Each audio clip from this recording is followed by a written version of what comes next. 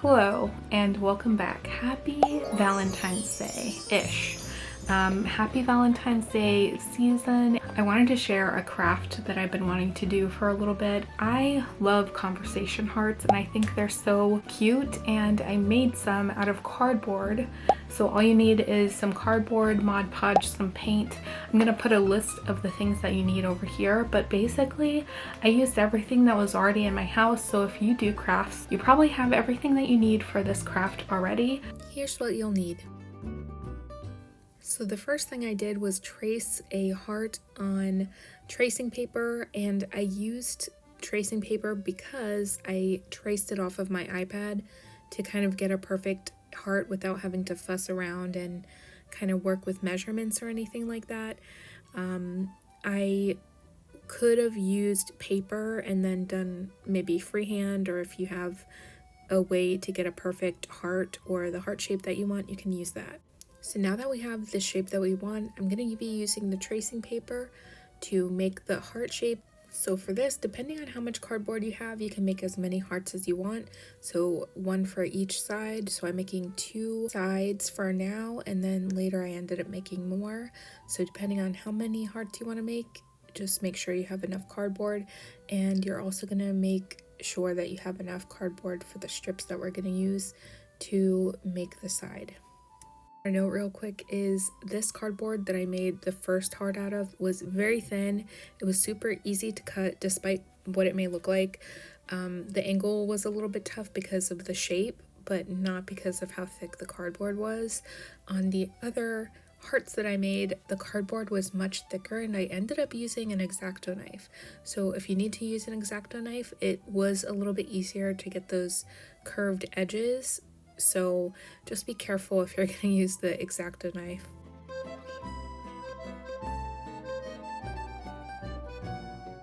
Next, it's time to cut out some strips for the side of the heart, and you can make this as wide or thin as you want. I want mine to stand up on the sides, and the ruler width seemed pretty good and it ended up being perfect.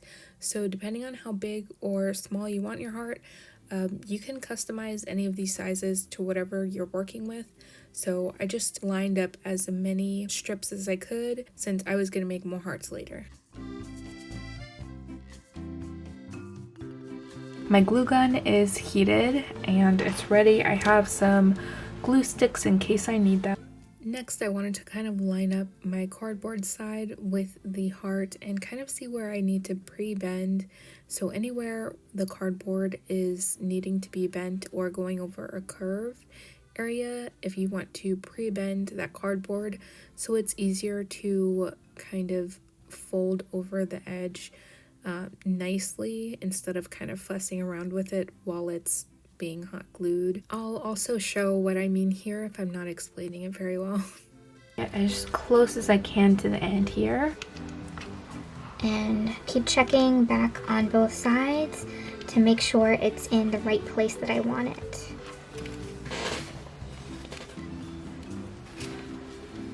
So what I'm finding is working the best for me so far is gluing here on the inside and then giving myself a little bit of time to make sure that this outside part, that it's as close as I want it to be, and then kind of letting it set for a while. So you basically don't want any overlap on the sides, so everything's smooth. I got a little bit of overlap, but it wasn't enough to notice in the final product. But this is what I was talking about, pre-bending the curved areas. So the whole top area is curved, so when I bent it like this, it made it much easier to glue and kind of form it around the areas.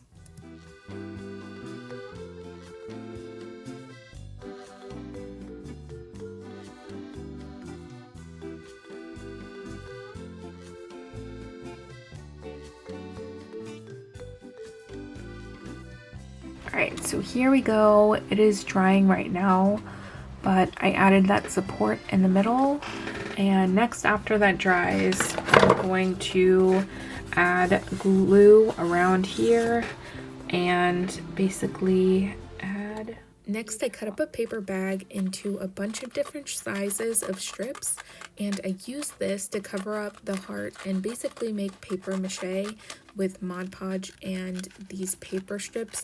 I would cut them up into different sizes. I ended up liking the thinner size for the curved areas. All right, so next I got the Mod Podge out. I have a bowl to put the Mod Podge in, and I'm kind of gonna dunk in the strips that I have here. I don't know if I'll use all of them, and I have my heart here. I am going to use both of these. I'm just gonna use them up. It doesn't really matter because we're gonna paint over this.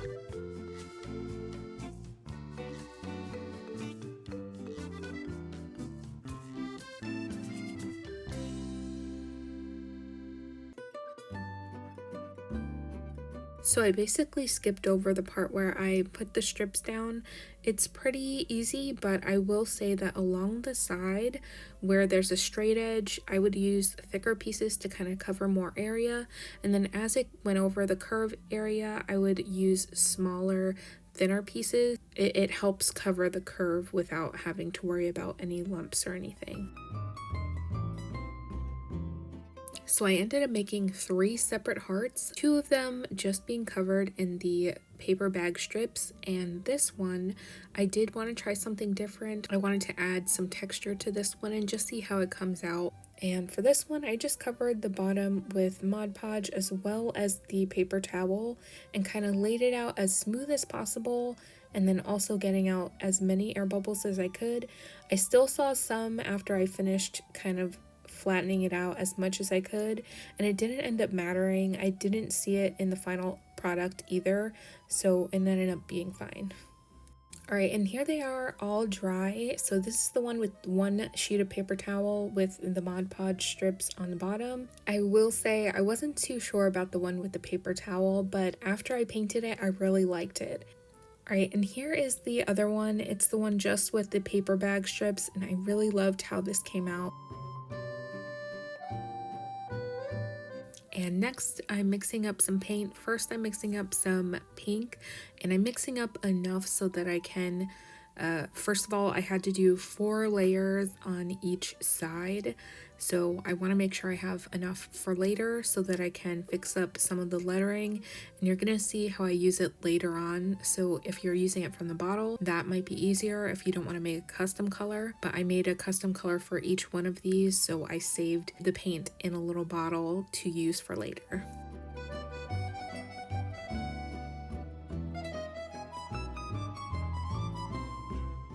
Next, it was time to paint. I was so excited with how pretty this pink ended up being, and I did end up using around 4 layers, and depending on what kind of paint you have, mine wasn't too opaque. I think it was because of the brand of the paint that I used, but it ended up working out.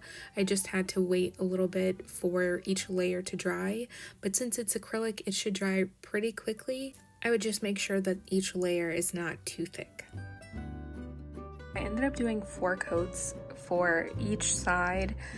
So right before I started doing the lettering, I used a pink paint marker to kind of freehand the letters that I wanted to use, and they ended up being good the first time around. I didn't have to sketch it out too many times. And then I used a darker color to paint on the lettering. This part definitely took some time and some patience, but the cool part is later on I fixed up any kind of mistakes with the original paint color that I saved up.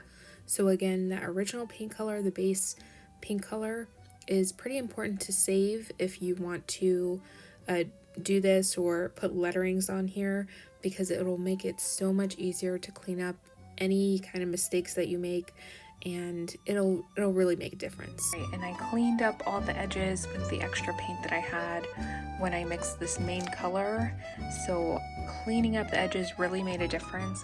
Alright, and I kind of wanted to show an example of me drawing out the letters. This one is a little bit funny because I did have to kind of sketch over it a few times because I didn't like where the S's were. But again, the base color, having that original orange helped me so much with covering up any kind of mistakes or fixing anything like that. Alright, so I got my tiny brush and the mixture of the paint for the lettering, and I'm just going to use this And last time I had to do a few coats, at least 3 of the lettering color, so I'm gonna do that. And I'm just gonna use the marker as a guide.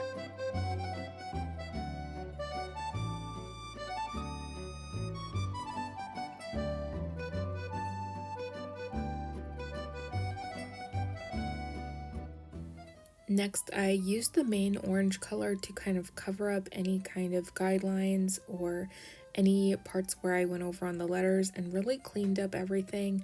I took my time with this because this is the part that really made the big difference in the final product, so I'm really happy with it. After I finish, I just wanted to show a little bit of the process here.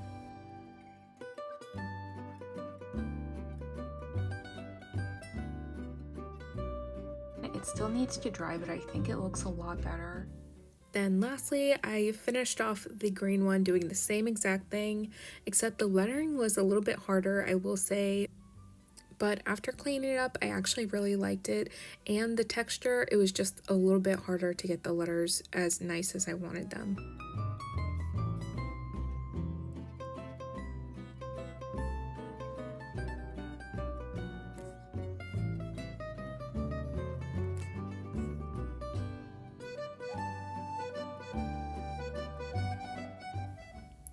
Alright, and this is how they all turned out. I really love them. I love the green and pink. The pink turned out so nice. I'm so impressed with the color.